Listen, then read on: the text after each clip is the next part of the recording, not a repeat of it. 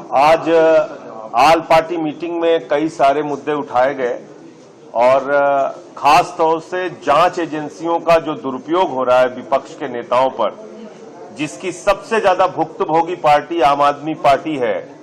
हमारे मुख्यमंत्री को जेल में डाल रखा है, शिक्षा मंत्री को जेल में डाल रखा है, स्वास्थ्य मंत्री को जेल में रखा है।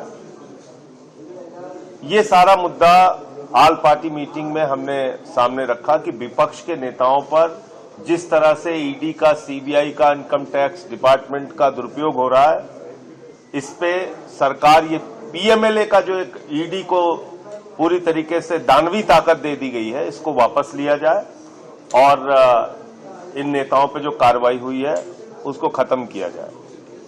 दूसरा विषय, बजट को लेके मैंने दिल्ली का और पंजाब का इशू भी उठाया। देखिए, बजट अभी आने वाला है, लेकिन पहले ही मैं बजट लीक कर सकता हूं और दिल्ली के मामले में तो मैं लीक कर सकता हूं। 325 करोड़ से ज्यादा हम लोगों को नहीं मिलेगा। पिछले 9 साल से 325 करोड़ मिलता है दिल्ली को। लाखों करोड़ का टैक्स हम लोग देते हैं, लेकिन 325 करोड़ से ज्यादा नहीं मिलता। वो मुद्दा उठाया। इसके साथ साथ जो आज की तारीख में एक बर्निंग इशू है कि आपने एक ऐसा फरमान जारी कर दिया जो हिटलर के शासन में होता था। यहां कोई नाजीशाही थोड़ी चल रही है।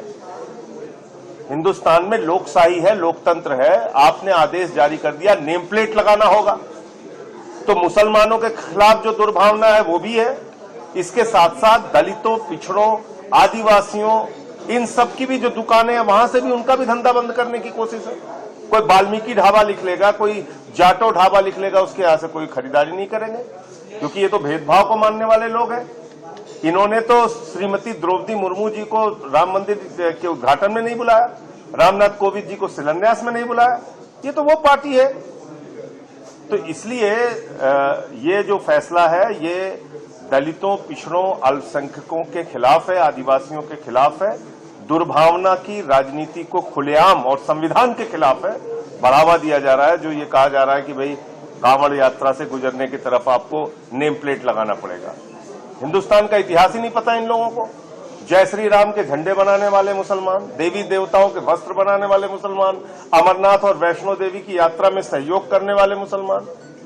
तो आपको कुछ पता ही नहीं है, आप ऐसे ही देश को तार तार करने पे लगे हुए हैं। तो ये सारे मुद्दे उठाए गए हैं और जो छोटी पार्टियां हैं उनके लिए भी मांग की गई है कि भाई कम से कम उनके मेंबर को 7 मिनट, 5 मिनट इतना समय जरूर बोलने के लिए दिया जाए। 0 आवर जो हम लोग उठाते हैं उस पर कार्रवाई हो। ये सारे विषय उठाए। डिप्टी स्पीकर को लेके आदरणीय रामगोपाल जी ने मुद्दा उठाया कि भाई डिप्टी स्पीकर हमेशा विपक्ष का रहा है, तो विपक्ष का ही डिप्टी स्पीकर होना चाहिए।